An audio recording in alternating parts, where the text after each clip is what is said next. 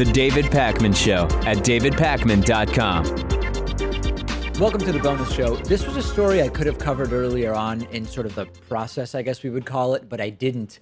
And it's, I guess, kind of starting to wrap up, or it's probably going to. This is the story of Secretary of Health and Human Services, Tom Price, using private jets for, I guess, what we would call personal travel.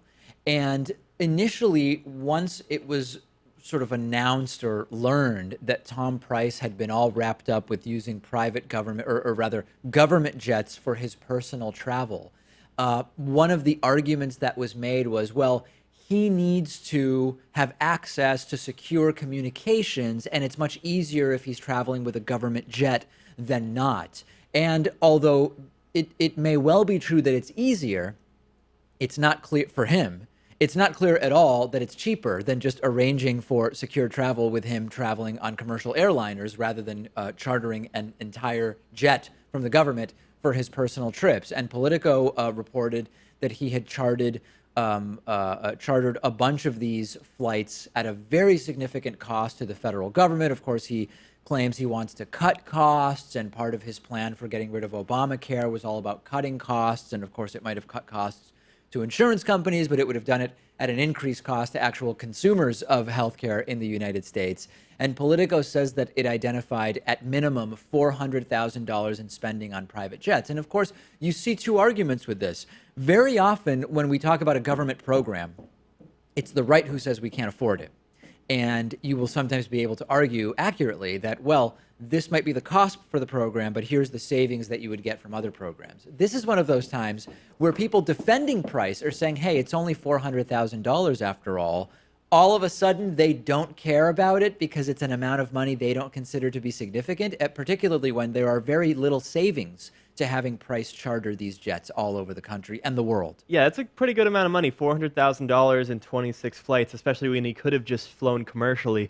And I understand, I think all secretaries should have Secret Service protection. Sure. And, you know, in the past, maybe someone wouldn't know who a Secretary of Health and Human Services, but in this case, you do because of his attempts to repeal the Affordable Care Act. More people know. More people know who Tom Price is. So he does need protection, but he shouldn't be taking these private jets. I mean, that's just ludicrous. Do you agree that the Secretary of State is like the most high profile of the secretaries? Sure. I think so, right? Yeah, we go with state, defense. I think it correlates pretty much with that presidential succession chart. Yeah, I guess you're right. I guess you're right. Where is Ben Carson on this thing? He's pretty low end. He's lower than Tom Price, right? Oh, absolutely, yeah. Because I think Health and Human Services, I mean, is been around longer than Housing and Urban Development. And actually, I think last on the list was the newest department, which is Homeland Security. Even though you'd think that would be higher. Was that position created after 9/11? Yes, it was. Oh, yeah.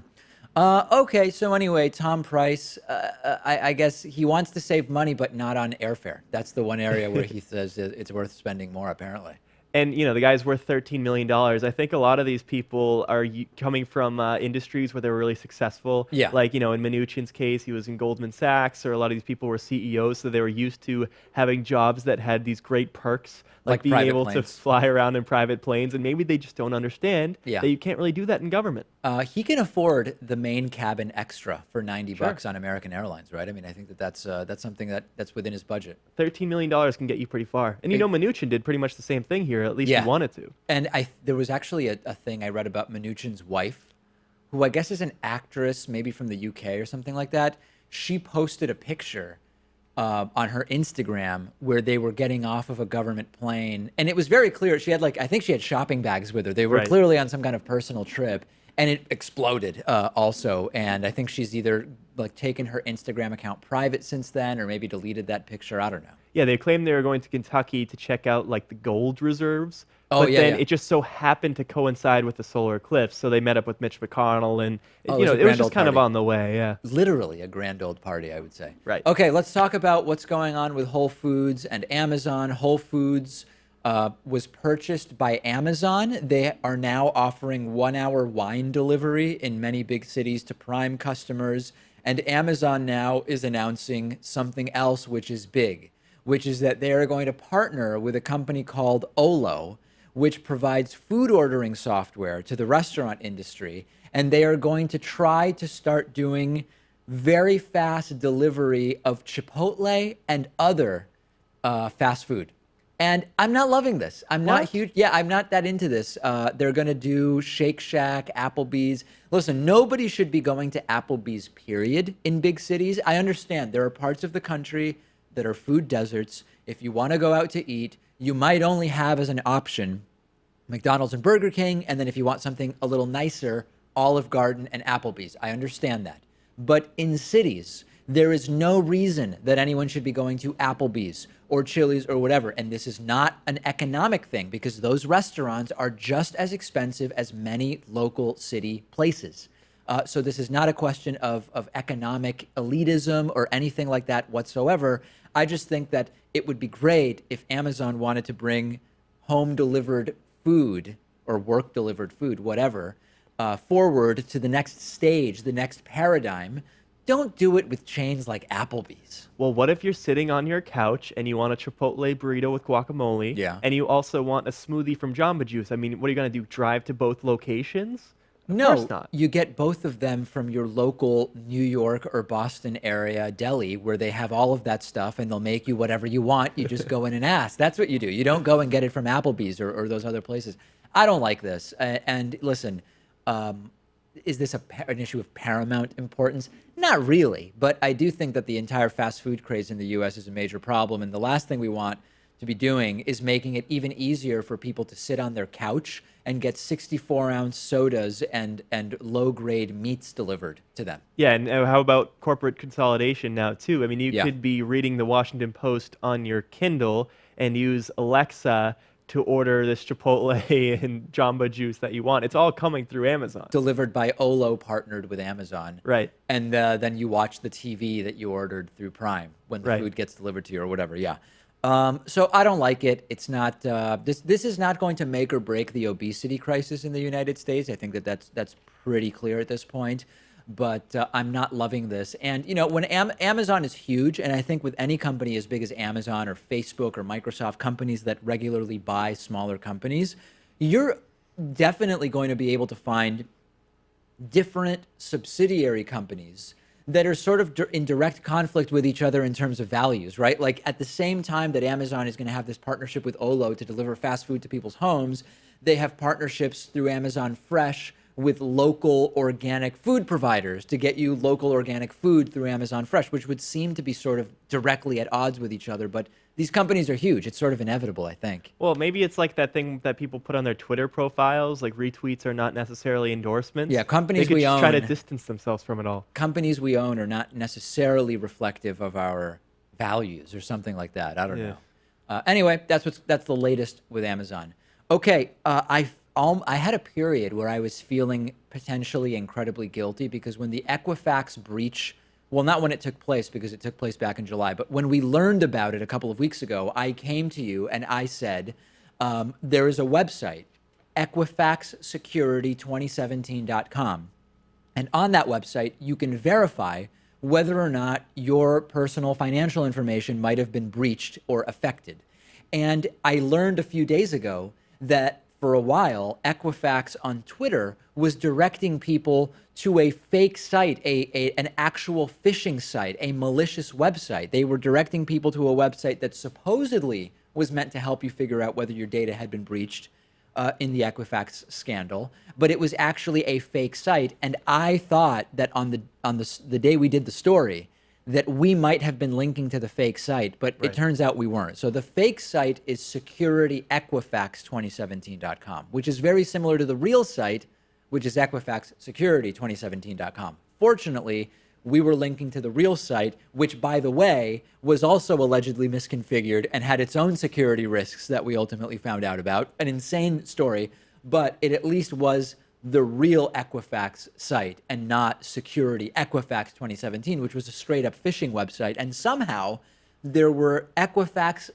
staffers tweeting to the malicious website, telling people on this website you can figure out if you were affected. Yeah, I remember a lot of people, even when it comes to the legitimate website, were a little bit concerned because you entered your name and I think the last 6 numbers of your social security number. Exactly. Were meaning that you leave out the first 3. But then when you think about it, like there's only 1,000 possible combinations of your social security number that like a hacker could possibly run through at that point if they get access to that information. Once you give if the last 6 of your social and your full name were to be accessed, you could relatively quickly, with some relatively simple computer programs, start to come across valid social security numbers, I think is the idea. Right. But anyway, at least that wasn't a totally fake website. And it's going really bad. I actually spoke to some attorneys late last week, and they told me confidentially that a lot of law firms are looking at the best way to approach this. And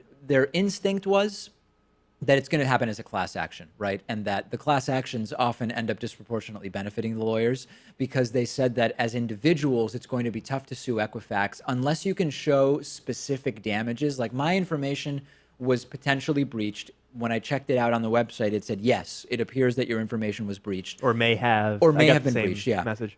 But so far, I've not had my identity stolen. There have not been accounts opened in my name. So I haven't really suffered any damages. And what the lawyers I spoke to said was that unless you've suffered some kind of damages, that it's going to be very tough to actually sue Equifax successfully if that's the approach you want to take.